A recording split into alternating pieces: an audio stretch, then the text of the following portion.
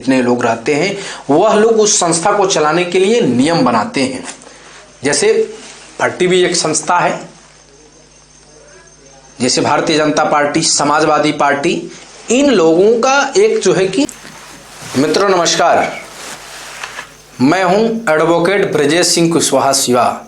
हम legal language के शब्दों के बारे में चर्चा करेंगे, कानूनी भाषा के बारे में ज़बरदस्त चर्चा करेंगे।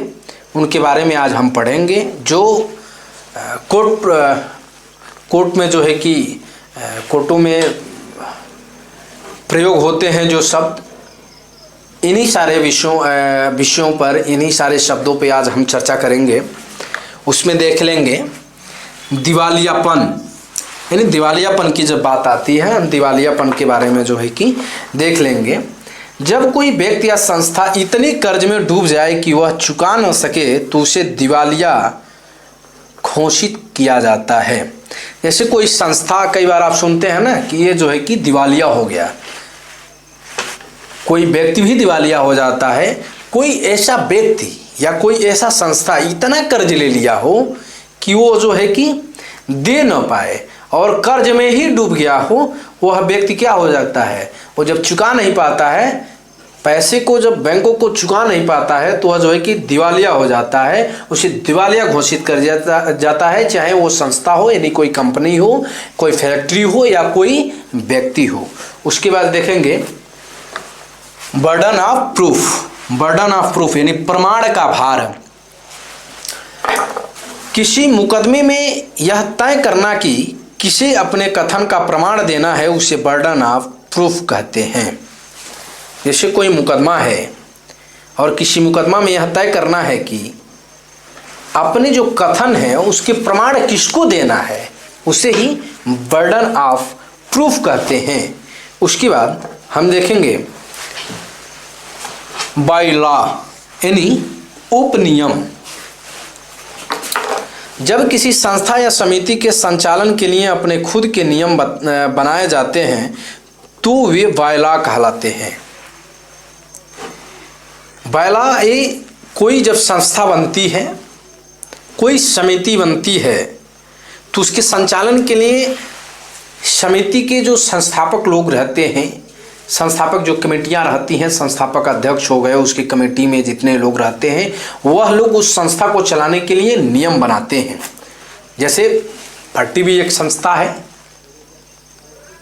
जैसे भारतीय जनता पार्टी, समाजवादी पार्टी, इन लोगों का एक जो है कि नियम बना है, इन लोगों का एक बायलॉ बना है पार्टी के। जो पार्टी जब गठन हुआ है होगा तभी एक जो है कि एक खुद के जो है कि नियम बनाए होंगे कि किस तौर तरीके से इसमें काम करना है और कौन कब कैसा करेगा काम, तो वो जो है कि पार्टी के खिलाफ मानी जाएगी। और जो है कि वही जो है कि नियम, जो कानून बनाए गए हैं वही बायलॉ ही, वही उपनियम, वही बायलॉ कहलाते हैं।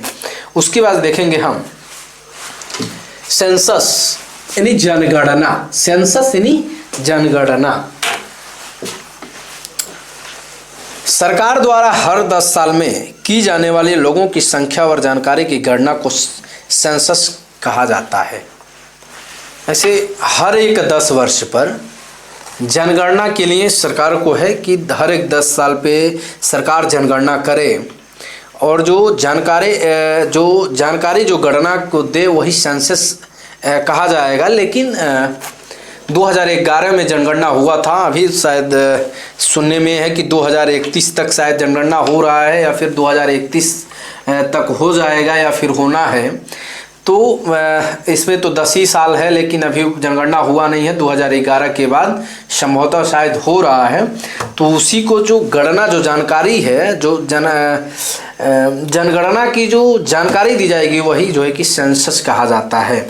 उसके बाद देखेंगे हम चेक बाउंस यानी चेक अनादरण। चेक अनादरण, अगर खाते में पर्याप्त पैसा न हो या कोई त्रुटि हो तो बैंक चेक को लौटा देता है, इसे चेक बाउंस कहा जाता है। कोई व्यक्ति ने आपको चेक दिया और चेक में कोई त्रुटि हो गई, या फिर चेक दिया कि इस डेट को आप पैसा निकाल लेना, संभवतः तो 3 महीने का होता है कि 3 महीने तक पैसा के लिए, लेकिन उसने एक डेट डाल दिया कि आप पैसा निकाल लेना, उसमें जो है कि पैसा नहीं है।